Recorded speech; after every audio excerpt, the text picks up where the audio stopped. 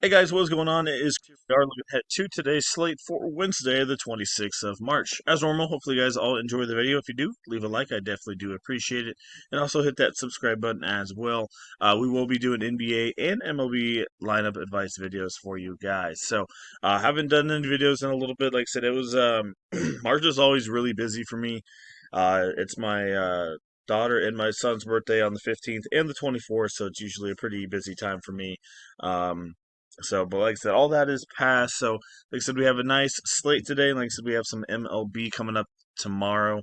I am going to do a video for that for you guys. So, MLB is a little bit different. Basketball, you can kind of just put in whoever you want to. MLB is more of a stack exposure kind of thing. And like I said, I'll talk about that in the video if you guys want to watch that. So, but for now, like I said, we're going to be doing the NBA as normal. If you guys still want to get in on premium, we'd love to have you guys come join us. $25 for the month, only going to be $40 for the rest of the season, including the first two rounds of the playoffs. And also, like I said, if you want to get in on a week pass, we have that for $15 or a day pass for $5 for one lineup. So if you want to get in, check us out on Twitter. That is the best place for us, for you to get a hold of us and get in on your membership. And like I said, if you sign up today for the day pass, get you guys in today. So, yeah, let's go get it started. So as we know, we only have a couple weeks left of the season, of the regular season, and that's we seen that the last couple weeks with all the injuries and all the fun things that teams have been doing. So, yeah, so let's get into it. Washington and Philadelphia, our first game, and as I said, most of these teams are going to be tanking or have injuries. So, 231, we have a 2.5 spread, so I like that for sure. The 2.5 is very interesting to me because I mean I think Washington should take this in my opinion, but yeah. So guys like Jared Butler, 5,600, he's going to get you about 23 to 26, going to be popular, good cash game play. Um, finally started shooting the ball a little bit better last time out. So you also got Jeff Doughton off the bench as well. Poole could have a GPP kind of a game. I mean, sorry, a interesting time. If you want to do GPPs, Ricky Council at 5,100 as normal, a pretty good spot. But the only bad thing though is, like I said, if Grimes is back, which I think it is, it's going to hurt those guys a little bit. But they're still going to be good role players. Like Butler, probably going to get hurt the most from his usage rate. But yeah, I mean, if Grimes is back at 8,700 with his usage rate, I think you got to put him in there. I mean, this is just disgusting. Justin Champagne, another guy you can put in there at 4,900. Price came up a little bit, but like I said, this guy's just so all over the place with the fancy points, and he just doesn't shoot the ball. So, not really the best guy you really want to have here. Like I said, I would stick to your main guys, Poole, Sar, guys like that. Like I said, Keyshawn George is out as well, so it's gonna be very interesting. Edwards could be an all right option, but the main guys I'm looking at is Sar. I think, like I said, Poole's all right and kind of um, hybrids and tournaments and stuff like that. Like I said, Butler, Doughton, they're okay, but with Grimes coming back it's going to hurt them. Council's still in play even with Grimes, so like both of those guys quite a bit. So this should be an interesting one. See. And Brogdon's game time position. So yeah, it should be interesting. I'm intrigued to see what Washington does with the starting lineup. But I do probably got one or two from this one. But also, like I said, we got to see what's going on with the Grimes injury because that's quite a bit of usage right there. So first game of the day, we'll definitely know what's going on. Toronto and Brooklyn. We have a here we are, 214 and 2.5. So this is one of the slowest game. It actually is the slowest game on the slate. Still some okay value here, but I don't know if you need these guys. I think if you're doing, MME, then yeah. But I don't know how many of these guys you need. So Shed's always in play. Like I said, Keon Johnson could randomly pop off. Like I said, all these guys could randomly pop off here. It is a back to back, I think, for Toronto. So maybe they rest some people, but they don't really. Oh, that's not back to back. Thought it was. Barnes, they're limiting his minutes anyway, 29, 27. So he's not really playing a ton of minutes. RJ could be in play at 75. But yeah, for the most part, not much really going on in this matchup here. Robertson's a guy you could look at 4,800. But once again, dude's not really playing. They've been playing Castleton a lot more. 18 minutes, and he was just released. Okay, so um, he was released. It looks like Chris Boucher is he going to be out as well? If Boucher doesn't play, you got to go Orlando Robertson here, or Mongo. I don't know who they're going to start. Robertson's your more typical center, but yeah, it looks like Mongo. He's your smaller center though. He's what 6'8", 6'9", but he gets it done on the defense. So looks like Mongo is going to be the guy that they go to at 49. Interesting that they cut Castleton. So, um, yeah, all right, couple guys there. You got Nick Claxton only at 5'9". You could put him in there maybe in a couple without Jacob Poeltl. Not too bad of an option. He definitely hits you your 5,900 salary. So okay game, nothing too crazy. LA, Indiana, moving on. We have a 236.5 and a 1.5 spread, so this should be a good one. This should be a fully healthy game here. LeBron, I think, is going to play in this game, and Rio Hachimura should be back as well. So, yeah, I think Halberton Nembhard's all right. I was really shocked. Lakers just didn't look good. It was a couple days ago, but against the Bulls, um, hmm, like I said, I think James is okay, but he's a little expensive. I think Reeves is all right at 7-8.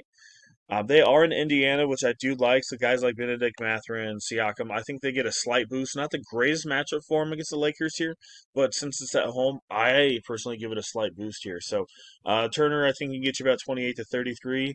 Hayes probably about 18, 23 as well.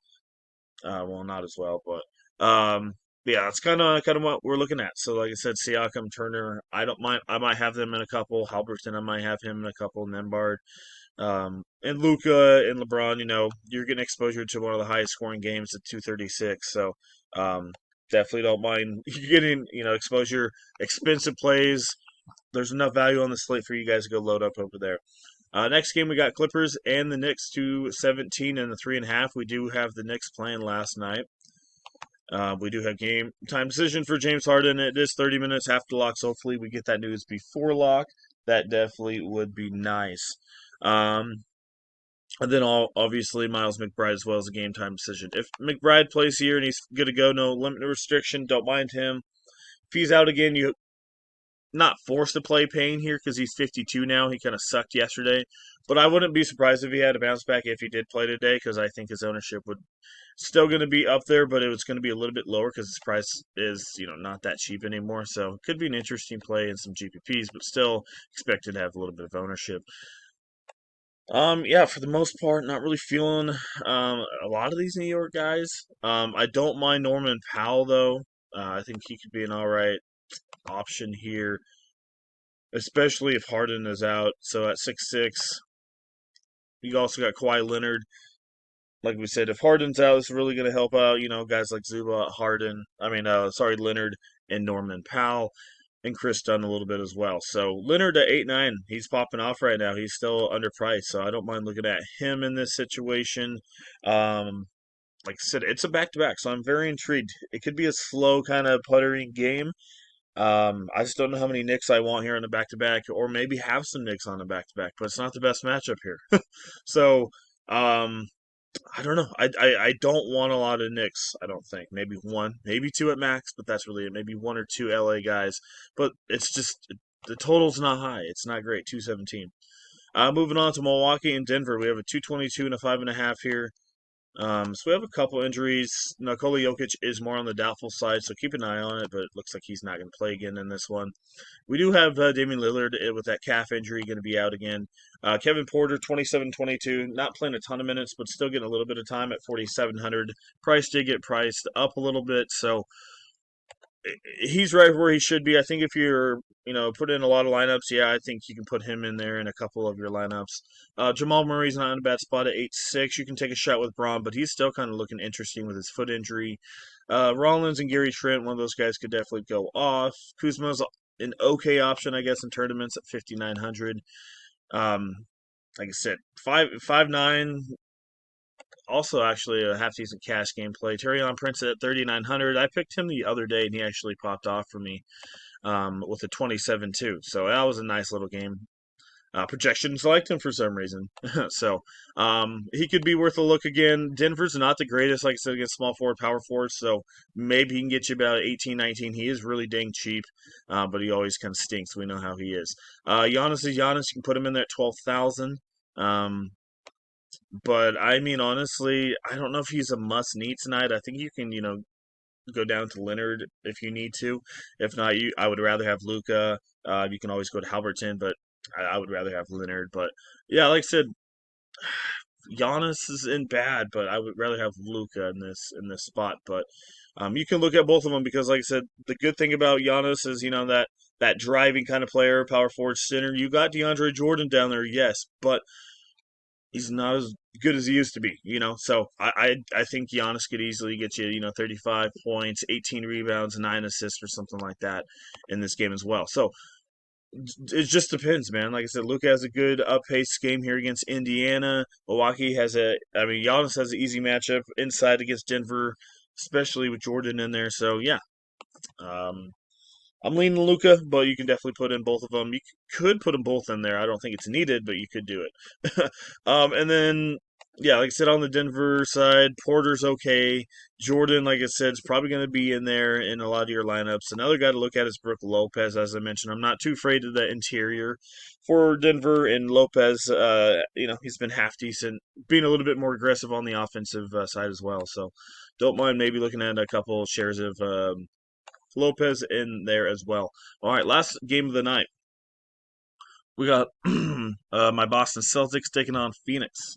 In this one, we do have Tatum. He is looking doubtful, is what we have as of now. Like I said, this is a 10 p.m. Eastern time game, so anything could change throughout the day. But as of now, we do have Tatum on the doubtful side. Because we saw, I don't know if you guys saw, but with the left ankle sprain the other day. So yeah, I mean, if he's out, Derek White, Peyton Pritchard, they all come into play. Brown comes into play. Obviously, with that massive usage rate kind of being gone, kind of get back a healthy for now. Looks like a healthy Kristaps Porzingis. He was out for a couple games, came back against Sacramento, still at 37. So I think he's in play. I don't think they're going to push his minutes here right now with his sickness and kind of the end of the season, probably 30, 33 minutes. But still, don't mind him, especially inside against Phoenix. I've been saying it all season. They're not great inside. So Porzingis, even guys like Al Horford could even have a good game, depending what's going on with him. But his usage rate hasn't really been great. So Porzingis, I'm looking at Brown, Derek White, and Peyton Pritchard. Booker and Durant, they're definitely worth looks in GPPs. Just because it is a star kind of a game, so stars show up when it's not the greatest matchup, but they do show up. So don't mind that one there. So that's kind of what we're looking at. We're only in 13 minutes in, so I'll kind of give you guys like a rough draft. Like I said, I really like Luca if you can get him in there.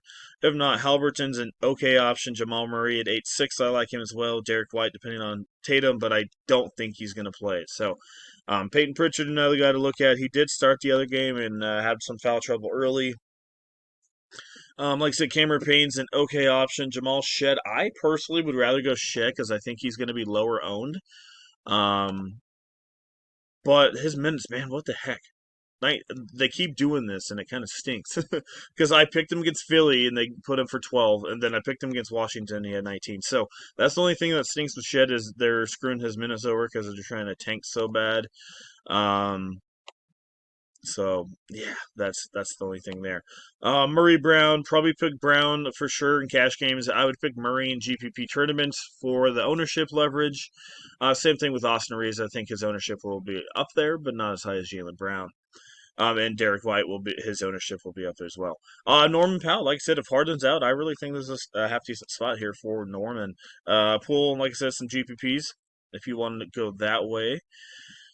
Already mentioned Payne. Like I said, Quentin Grimes, I think, becomes one of the better plays if he does play in this game.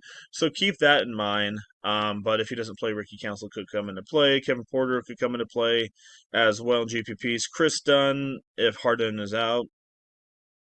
And then there's a lot down there. So, yeah, that's kind of what we're looking at. Small forward. We'll go through this real quick.